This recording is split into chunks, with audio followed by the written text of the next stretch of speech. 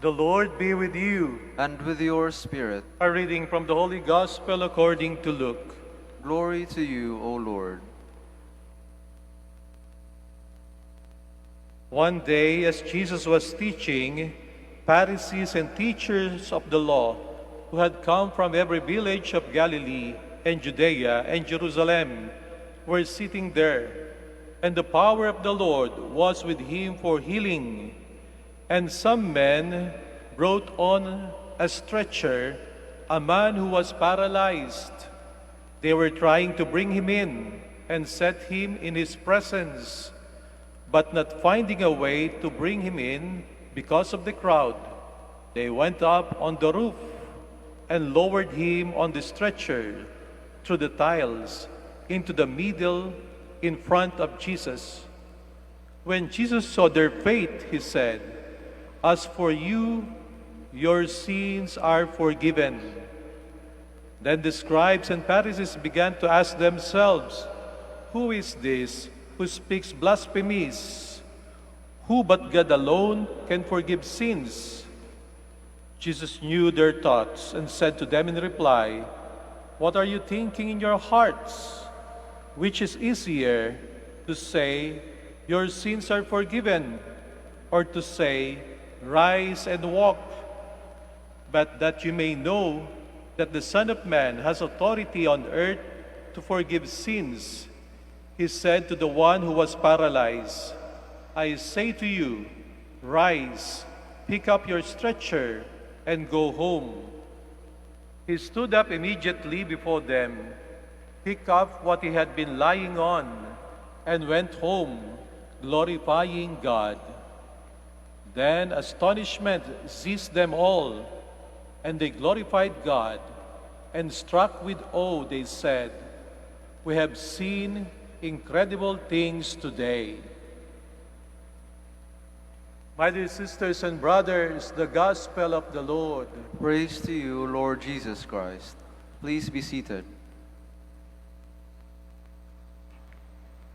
Iisa lamang po ang pangyayari o milagro na nasaksihan ng mga Pariseo at Eskriba at ng mga kaibigan ng paralitiko sa ating Ebanghelyo.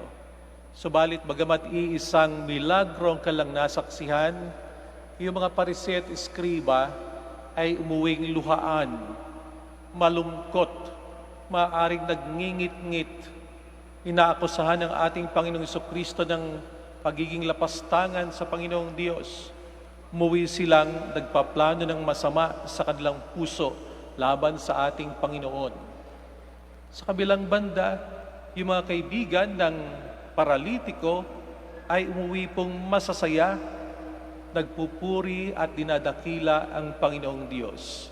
Ano pong pagkakaiba? Anong nangyari? Samantalang iisang milagro lang ang kanilang nasaksihan.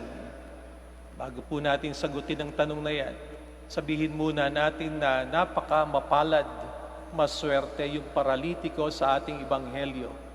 Una po sapagkat meron siyang maituturing ng mga tunay na kaibigan. Mga tunay na kaibigan sapagkat ang mga taong ito, ang gusto ay dalhin siya sa harapan ng ating Panginoong Hesus.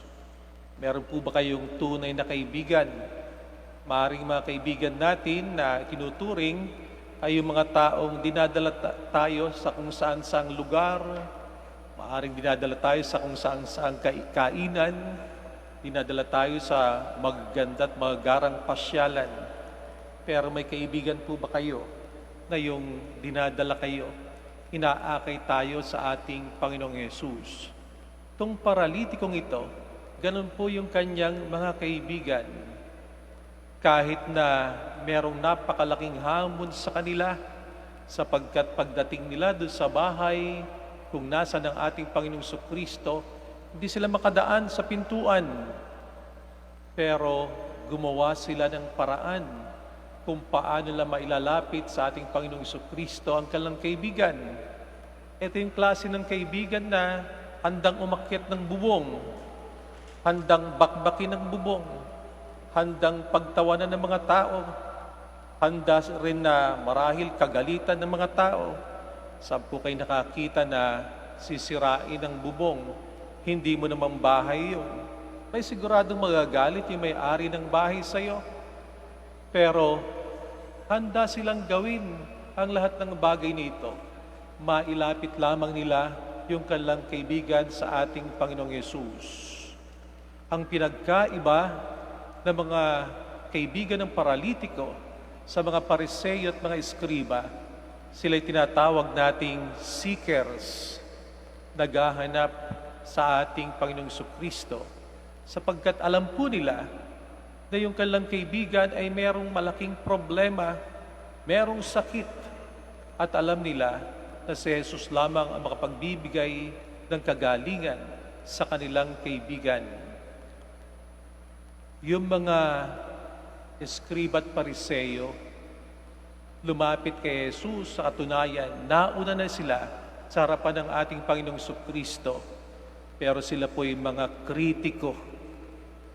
Lumapit sila sa ating Panginoong Kristo, hindi sa dahilang nangangailangan sila ng tulong ng ating Panginoong Jesus. Lumapit sila sa ating Panginoong Kristo, hindi sa dahilang concern sila dun sa paralitiko. Nanduron sila sa harapan ng ating Panginoong Kristo sapagkat hinahanap po nila kung ano ang pwede lang punahin sa ating Panginoong Kristo. Marahil inaabangan nila kung ano ang mga paglabag at pagkakamali ng ating Panginoong Kristo laban sa batas. Sa bandang huli, umuwi silang malulungkot, umuwi silang nagngingit-ngit sa galit, umuwi silang nagpaplano ng masama sa kanilang puso sa ating Panginoon. Kung tayo po ay papasok sa simbahan at kung ang hinahanap natin ay kung ano yung mga bagay na hindi natin sinasang-ayunan sa simbahan, marahil marami po tayong makikita. At kapag nakakita tayo ng mga bagay na di natin gusto sa simbahan, maaaring sabihin natin sa ating sarili, sabi ko na nga ba, tama ako. At dahil dito, maaari nating gawing konklusyon na hindi ko talaga kailangan ng simbahan. Hindi ko kailangan si Kristo. Hindi ko kailangan ng kanyang pagpapatawad. Maaaring sabihin natin na hindi ko kailangan ng Diyos. Pero yung tao na lumalapit sa simbahan at naghahanap ng kapatawaran, makakatagpo ng kapatawaran ng Panginoong Diyos. Yung taong lumalapit sa simbahan at naghahanap ng kapayapaan, makakatagpo ng kapayapaan ng Panginoong Diyos.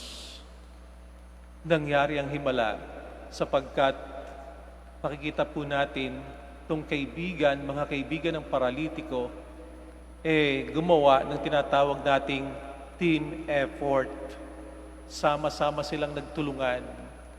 Hindi po nila inisip kung kanino mapupunta ang credit.